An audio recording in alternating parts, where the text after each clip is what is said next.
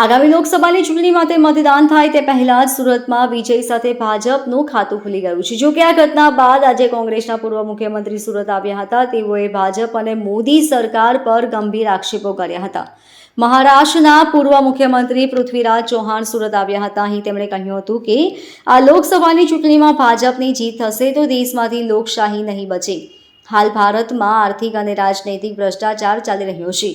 Modi Shah model સરકાર ઉથલાવવામાં માહેર છે।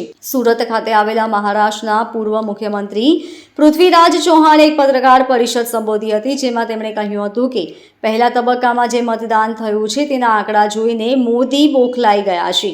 તેથી કોંગ્રેસ પર તૃષ્ટિકરણના ખોટા આક્ષેપો કરી રહ્યા છે। આગામી ચૂંટણી બે વિચારધારાની નહીં પરંતુ મોદી અને પ્રજા વચ્ચેની ચૂંટણી છે। મોદી સરકાર અર્થવ્યવસ્થાનું સંચાલન કરવામાં નિષ્ફળ ગઈ છે।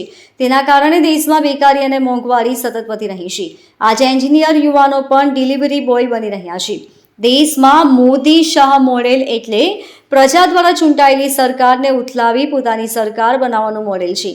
ત્યારે સુરતમાં ઉમેદવાર હટાવવાનું પાટીલ મોડેલ પણ દેખાયું છે।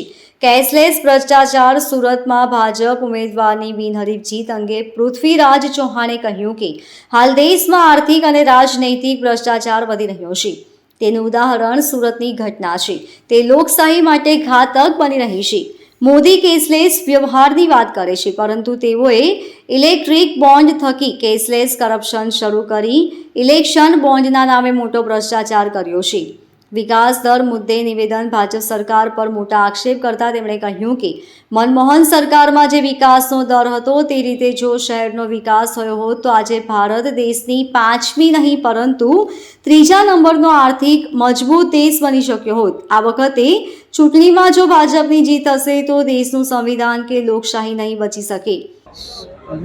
સુરત લોકસભા જે ઉમેદવારની ફોર્મ પછીની અમારી શું પ્રતિક્રિયા? જો ફોર્મ જે રદ થયું એમાં ઉમેદવારે પાર્ટી સામે છેતરપિંડી, ધોકાબાજી, ચીટિંગ કર્યું। કારણ કે અમે ઉમેદવારને 3 દિવસથી કહીએ છીએ કે હાઈકોર્ટમાં પિટિશનમાં એફિડેવિટમાં સહી કરો, ઉમેદવાર કરતા નથી। એટલે એવું લાગે છે કે એ જો હાઈકોર્ટમાં રીટ પિટિશનમાં સહી નહીં આપે તો સ્પષ્ટ પછીથી એવું સાબિત થાય કે એણે પાર્ટી સામે છેતરપિંડી અને ચીટિંગ કર્યું છે। પણ આગળ જે થયું એ વધારે ભયાનક થયું। હવે જે વાત આવી બીજા બધા ફોર્મ ખેંચવાના અને છેલ્લે રાષ્ટ્રીય પાર્ટી બી એમાં એવું થયું સાહેબ, સવારે 9 વાગે હુકમ કરવાનું કલેક્ટરે કહ્યું।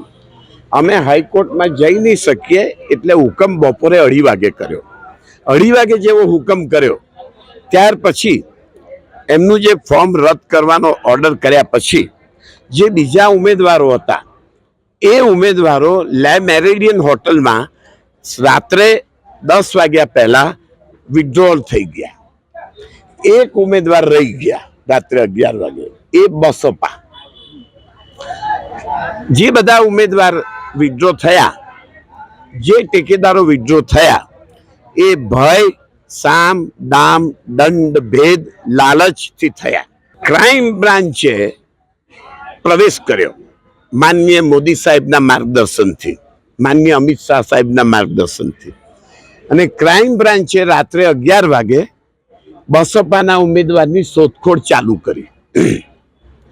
આજે ગુજરાત સુરતના ઘણા પેપરોએ પણ આ લખ્યું છે। એ પેપરોને વંદન સલામ કે એમણે આ લખ્યું કે રાત્રે 11 વાગ્યાથી ગઈકાલે બપોરે 2:30 વાગ્યા સુધી ક્રાઇમ બ્રાન્ચે પોતાની પવિત્ર ફરજ બજાવી। ચૂંટણી કમિશનર TN સેશન સાહેબના આત્માને શ્રદ્ધાંજલિ આપી ક્રાઇમ બ્રાન્ચે, અને માનનીય મોદીજી અને માનનીય અમિત શાહના માર્ગદર્શનમાં બસપાના ઉમેદવારનું 2:30 વાગે ગુપ્ત રીતે ચૂંટણી બોન્ડની જેમ સંપૂર્ણ ગુપ્તતાથી બહાર, જાહેરમાં નહીં, બહાર બસપા કોંગ્રેસના આગેવાનો કલેક્ટર રૂમની બહાર હતા, મીડિયા કલેક્ટર રૂમની બહાર હતું, પણ ત્યાં બસપાના ઉમેદવારના દર્શન કોઈને થયા નહીં। પણ ખબર નહીં કલેક્ટર શ્રી, ક્રાઇમ બ્રાન્ચ, ચૂંટણી કમિશનર સેશન સાહેબે કેવી રીતે આ નિર્ણય કર્યો અને બસપાના ઉમેદવારનું 2:30 વાગે વિડ્રોલ અપાયું. એ ભારતના ઇતિહાસમાં, દુનિયાના ઇતિહાસમાં, ચૂંટણીમાં, ઇલેક્શનમાં, સંવિધાનમાં, લોકતંત્રમાં પહેલી વાર ખૂબ આબેહૂબ આઘાતજનક, દુઃખદ અને આશ્ચર્યજનક, ન ભૂતો ન ભવિષ્યથી બનાવ બન્યો. એ લોકતંત્ર આવાજ કરે છે, પ્રાર્થના કરે છે, હે રામ, હે રામ, હે Ram. Bureau report LK star news, Surat.